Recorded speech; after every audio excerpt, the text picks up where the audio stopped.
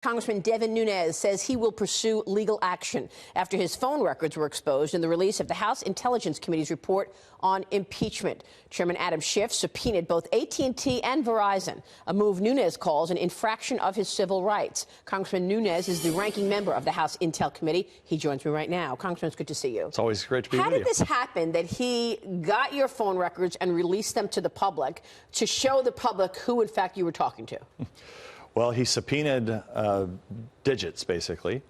And then in there, once he had all this data, then he ran my phone number and pulled out my calls that I had. But he also, I think, more concerning than just me, he did it to the president's personal lawyer and a journalist.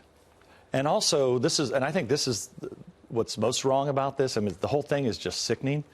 But he did it to one of my current staff members and one of my former staff members, who he doesn't like. Him and his team, they don't like the fact that we exposed them for the Russia hoax that they were involved in. That's right. You know, that's what this is all about. So we're putting together a legal team. I think the Republican members of Congress, they have to be concerned, because if they ever spoke to any of these people, their records could be released. And I think journalists should be concerned, because if journalists ever spoke to Rudy Giuliani, at any time that the Democrats decide that they don't like what a journalist has done or what another member of Congress has done, they can just release these. This is very concerning, obviously, and I'm wondering what recourse you really have. Kimberly Strassel from the Wall Street Journal wrote an op-ed this week saying that the phone records of Rudy Giuliani and others were divulged. Mr. Schiff divulged the phone logs this week, including revealing details about the communications of Trump attorneys Jay Sekulow, Mr. Giuliani, Devin Nunes, reporter John Solomon. The media is treating this as a victory when it is a disgraceful breach of ethical and legal propriety. Yeah, so state law, so I'm a Californian, so for sure state law, you cannot release somebody's phone records. So for sure that right has been violated. So but we also have to look at the constitutional aspects of this, and do all the members of Congress have a right to privacy?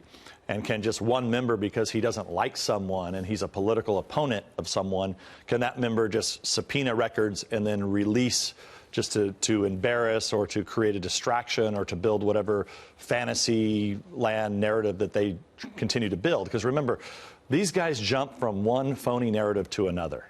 OK, I mean, what this finally ended up with was that supposedly me and my staff were trying to get an ambassador fired. Now, I'll tell you something. If I wanted an ambassador fired, I'd pick up the phone and I'd call the president. And I'm quite sure the president would take my call. And I'm quite sure the president would probably listen to me. Well, I would have no reason to work it through staff, work it through people I don't know, work it through Rudy Giuliani. The whole thing is absurd on its face. Well, one of the narratives he was trying to build, including your phone calls, is to say that you were in Vienna, you were meeting with Mr. Shokin, and the last time you joined us... Well, remember, he doesn't make that in his report. But that's what he was putting out. Well, we don't know if he was putting this out to the media, but then CNN ran with this story a couple weeks ago.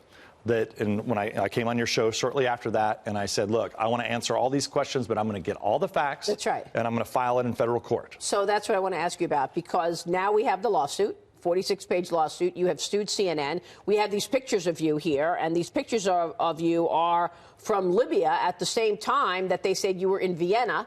Tell me again, as we look at these pictures of you in Libya, were you in Vienna? So that's General Haftar that you're looking at right there. So that's in Benghazi. I was the first member of Congress since the attacks on our consulate where we lost 4 Americans. Okay, that's where I was. I was in Benghazi. So you were not in Vienna. Then I went with Malta. The picture that you're seeing there now, that's me. That's the remains of a World War II soldier that I attended the ceremony to bring the remains back.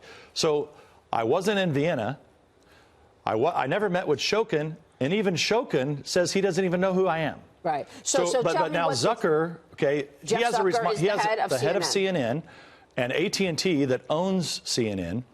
They were supposed to call us back. They were served on Thursday, right? And the reporters are running around the Capitol still trying to ask me questions. I want to meet them in court. What are they afraid of?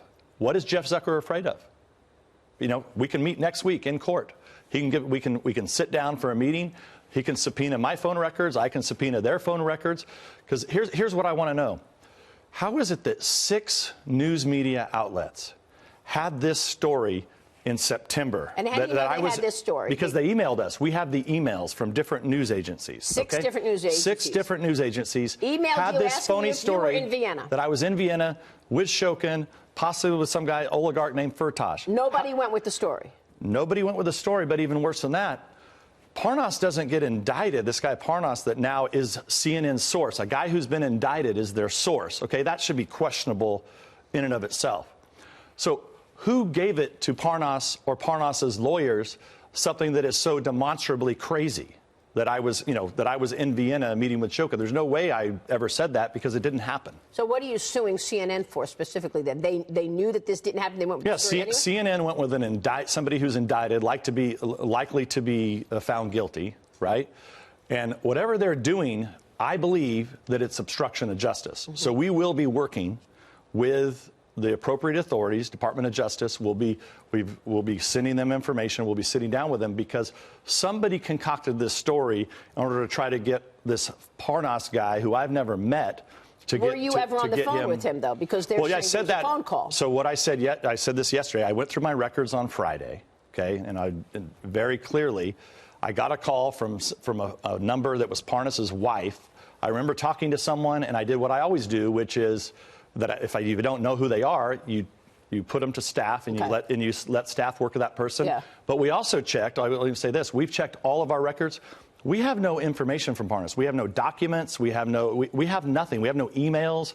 So there's nothing that we have in our control from Parnas. But you know who's working with Parnas? If Parnas is such a bad guy, Adam Schiff is the guy working with Parnas. Adam Schiff and the Democrats are the ones that are talking to Parnas and Parnas's lawyers. Not me. Just to be clear, you served CNN on Thursday. They have not gotten back to you yet. They have not gotten back to us. We're ready to sit down with them. Real quick, before we go, we got to ask you about the IG report coming out tomorrow. What should we expect here? What kind of wrongdoing? Is it exculpatory evidence? What is the key things? The key is this and this alone. The reason that we have Horowitz, the reason Horowitz is running this investigation is because House Republicans put out a memo in February of 2018. I've got the memo here. And we put that out. So I want Horowitz to either confirm or deny that what we put out to the American people was true. Did they use pieces of the Steele dossier and fake news stories to get a warrant on Carter Page? That's what we want to know. Okay. Remember, people have to understand, Horowitz doesn't have a gun. He doesn't carry a badge. He can't arrest people. So any extra evidence that he may have, right? For example, we know there's exculpatory evidence that we've seen on Carter Page that they didn't give to the FISA court. That's critical. If the news story is true about the head lawyer doctoring evidence, that would be massive. Hold on one second. Devin Nunes, we'll be right back with more. Welcome back. We are back with Congressman Devin Nunes talking about what to expect from the IG report, which will be released tomorrow. And, Congressman, we know that the FISA has to be renewed every 90 days, so they kept renewing it. Jim Comey signed 3 FISA applications. Sally Yates signed 1. Andrew McCabe signed 1. Dana Boente and Rod Rosenstein signed 1 as well. Are these the people you're going to want to talk to? What do you think are we going to see indictments? So I think the key is that you're seeing the fake news media is out there putting up lots of straw men. The key is whether or not what the House Intelligence Committee Republicans gave to the American people in February of 18, whether that was true or not true. The additional evidence that Horowitz comes up with, that'll be great for us because we were really interested if he found the exculpatory evidence that wasn't presented to the FISA court. We also want to know if he got to the bottom of the insurance policy. So we know what the insurance policy is. It's something very specific. We want to know if he got to the bottom of that. But people shouldn't chase the shiny balls around. He's only looking at FISA abuse. Yeah. All of that evidence needs to be sent to Durham, the U.S. attorney from Connecticut, who is looking at it could be a criminal investigation. He has the authority. I mean, he has real authority, right, to indict people. That's ultimately going to be the key. Is what does Durham find in looking at this entire debacle, which was targeting a political campaign by the FBI and the Department of Justice. Are you expecting criminal referrals in tomorrow's IG report? I don't. To me, it doesn't matter, right? I just want to know what evidence does he have? Did he find the same evidence that we found? And can that evidence get to Durham so that Durham can do a proper investigation? We're going to talk about the exculpatory evidence coming up with one of the people at the center of the spying, and that's Carter Page. You're right. He's on the program coming up. Congressman, it's good to see you. Always a pleasure. Thanks so much. Congressman Devin Nunes.